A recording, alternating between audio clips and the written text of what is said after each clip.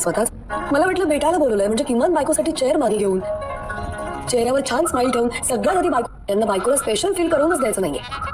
अरे यार आता असं का बघतीये ही मागे घेण्याच्या वगैरे भानगडी पडलो नाही ना.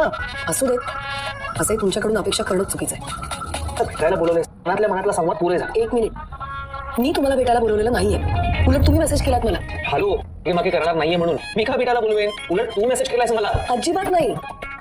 ज्यांना एकटेपण आवडत मी तर सकाळपासून फोन पण नाही पाहिला. मी सुद्धा सकाळपासून माझा मेसेज इनबॉक्स ओपनही करून पाहिला नाहीये. सकाळी सुद्धा दादाने काव्याने दादाला पाठवलं होतं माझ्या रूम मध्ये माझा मोबाईल आणण्यासाठी. तुला केलेला मेसेज सुद्धा त्यानेच केला असेल.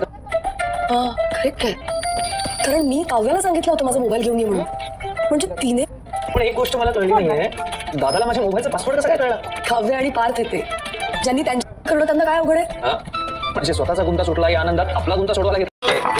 स्पेशल बनवते बघा याला म्हणतात पॉवर कपल. दुसरे एखादे असते ना तर म्हणाले असते की भांडण म्हणाला वाव सो रिअलिस्टिक यार. भांडण झालं आणि सॉरी कोण म्हणतं. सॉरी म्हणत नाही आणि कोणी म्हणलं तरी समोरच्याला ते दिसत नाही.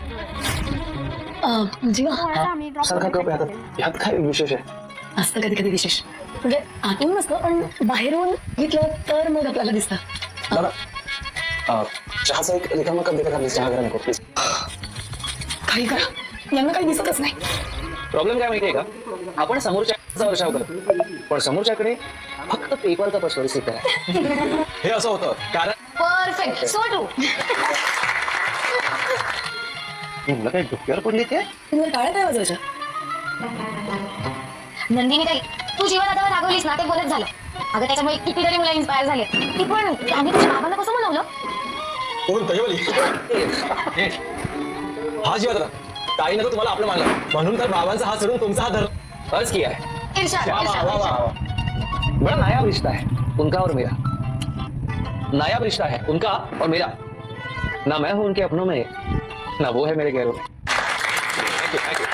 पण जीवा दादा तुम्हाला नाही वाटत का प्रेमात एका लिमिट पर्यंतच वेळेपणा. सगळ्या सीमारेषा ओलांडून वेडेपणा करावा कारण शहाणपणावर जग चालत असेल पण प्रेमाच्या दुनियेत वेळच लागतो.